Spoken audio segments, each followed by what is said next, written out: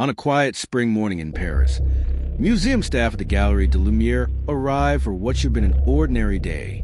But instead, they found empty spaces where some of the world's most valuable paintings had once been displayed.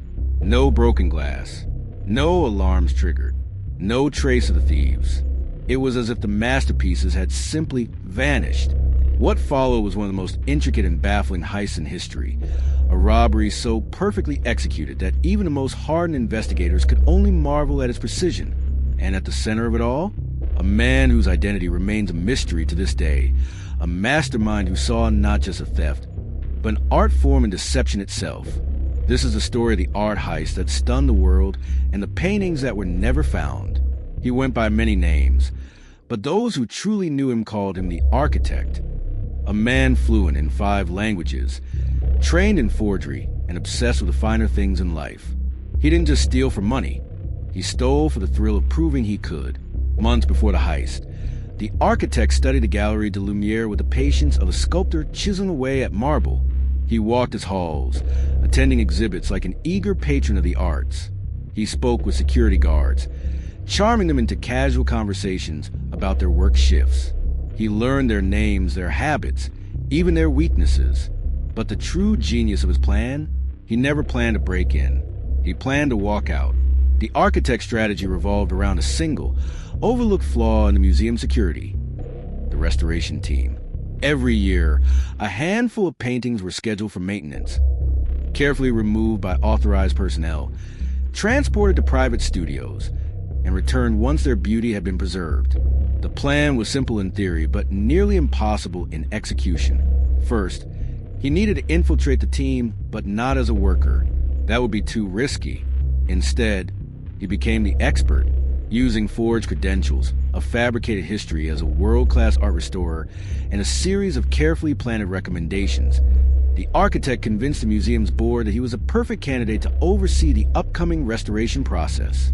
Within weeks, he wasn't just inside the museum. He was in charge of which paintings left it. The target? 3 irreplaceable works.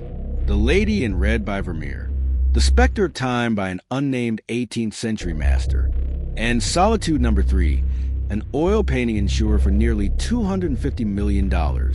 Each was scheduled for transport to an off-site restoration lab. And so, when the time came, the Architect did exactly what was expected of him. He oversaw their removal.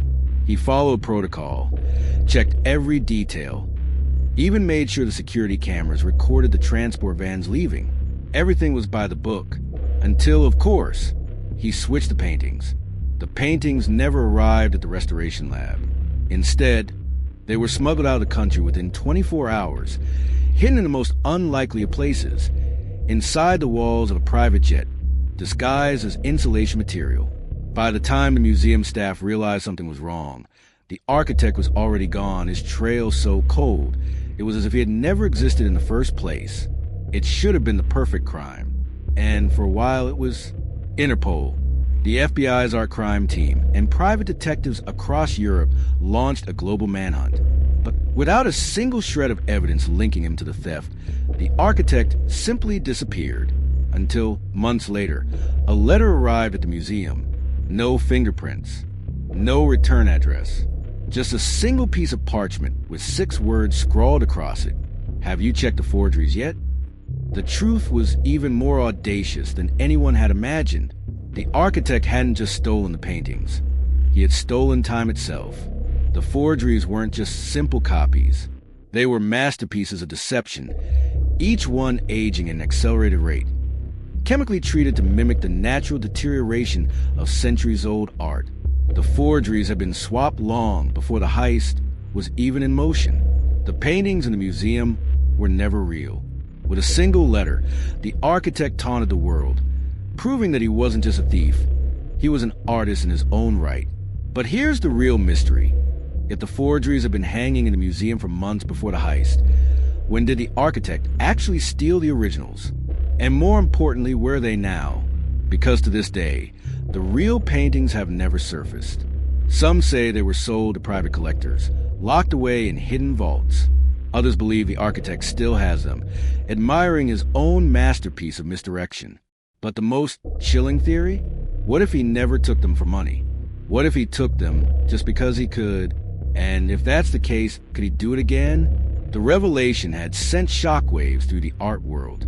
The paintings stolen from the gallery de Lumiere weren't the originals. The truth? The forgeries had been hanging in the museum long before the heist even happened, which meant the architect had pulled off the impossible. Not just a theft, but a deception so deep it rewrote the timeline of the crime itself. But what if the game wasn't over? Because what happened next changed everything. 3 months after the heist, something went wrong, deep in the heart of Zurich, in a bank known only to the world's wealthiest elite. A security system was triggered. It was an impossible event. This vault was a place where secrets were meant to stay buried. Inside, nestled among untraceable assets and offshore fortunes, were 3 carefully wrapped paintings. The real paintings. The very ones the architect had vanished with. The problem? He hadn't moved them yet.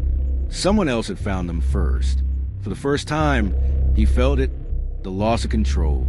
Somehow, some way, he was no longer the only one pulling the strings. It started with an auction, one no one saw coming. A classified marketplace, hidden in the darkest corners of the web, had listed an item under a cryptic title, Spectres of Time. The listing was subtle, almost a whisper to those who knew what to look for. And the bidding? It was already in the millions. Someone had put the stolen paintings up for sale. This wasn't the architect's plan. This was someone else's move. And suddenly, the game had changed. There were only a few people who had access to the architect's network. Even fewer who knew where the real paintings were hidden. And one of them had betrayed him. But who? His name was Julian Moreau, a logistics expert with a reputation for moving stolen goods undetected. He had been critical to the operation, securing transport, setting up false trails, making sure the museum never knew what hit them. But the architect had made one mistake. He had trusted him. If Moreau had double-crossed him, there were only 2 possibilities. 1, he had gone rogue and was selling the paintings himself. Or 2, someone had forced him to, and if it was the latter, the architect wasn't just up against a traitor. He was up against something bigger. Time was running out. If the paintings were sold, they would disappear into private collections, beyond even his reach. He needed to act fast. There was only one lead, the auction itself. Through a series of encrypted transactions, the architect managed to track the auction's origin to an offshore data hub in Malta, a place notorious for handling high-stakes deals in complete anonymity. He wasn't just chasing his stolen goods. He was chasing the truth. Landing in Malta, the architect wasted no time. He infiltrated the data hub, using a mix of social engineering and brute force hacking to access the auction records. And that's when he found it. A hidden clause in the listing, one that sent a chill down his spine.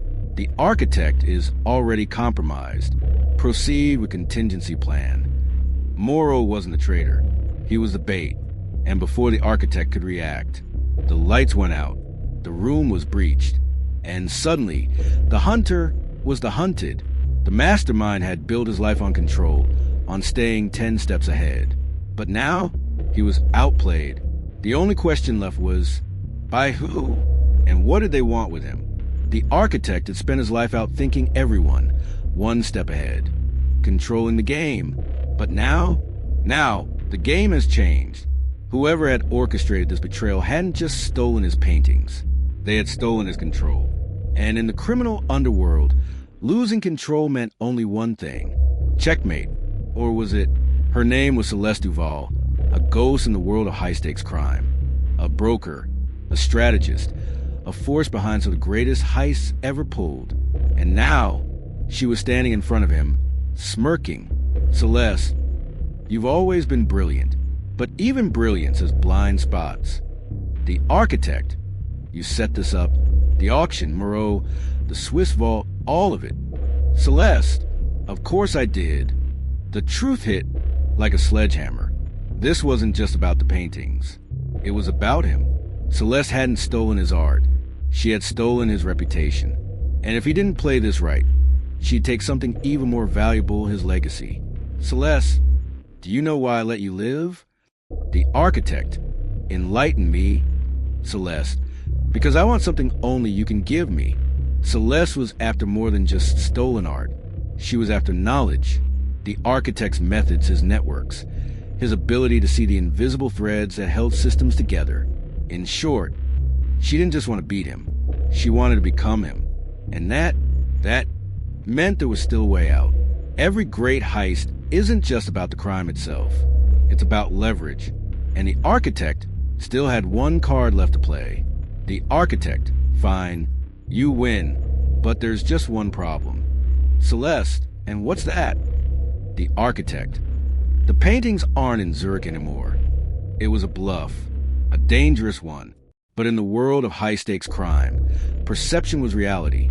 If Celeste believed she hadn't truly won yet, she wouldn't pull the trigger.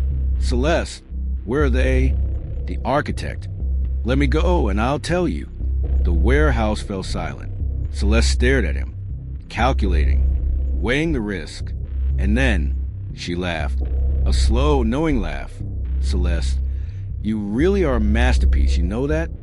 She turned to one of her men, gave a simple nod.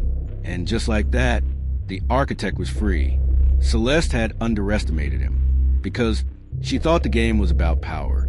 But the architect knew better. It was about perception. And if there's one thing he had learned, it was this. Whether in crime, business, or life, control isn't about having all the pieces. It's about making everyone believe you do. Celeste had played her game, but the architect, he had played the long game. Because the greatest heist of all was making everyone think you'd already lost. The architect's brilliance wasn't in the crime itself. It was in his understanding of systems. He knew that every institution, whether it's a museum, a financial empire, or even human trust, operates on rules. And where there are rules, there are loopholes. Think about it. The best entrepreneurs see opportunities others don't. The best negotiators control perception to win deals. The best leaders stay ahead by understanding the system better than anyone else. The architect may have used his genius for crime, but the same principles that made him unstoppable, they can make you unstoppable, too. If you enjoyed unraveling the genius behind a perfect crime, subscribe to the Mastermind Files True Crime YouTube channel. We explore strategy, human psychology, and the untold stories of the world's greatest criminal minds. Don't miss an episode. Subscribe now and share your thoughts in the comments. What do you think? Did the architect truly win? Or was this just another move in an even bigger game? Tell us your thoughts below. The Mastermind Files True Crime, unraveling the genius behind history's greatest crimes.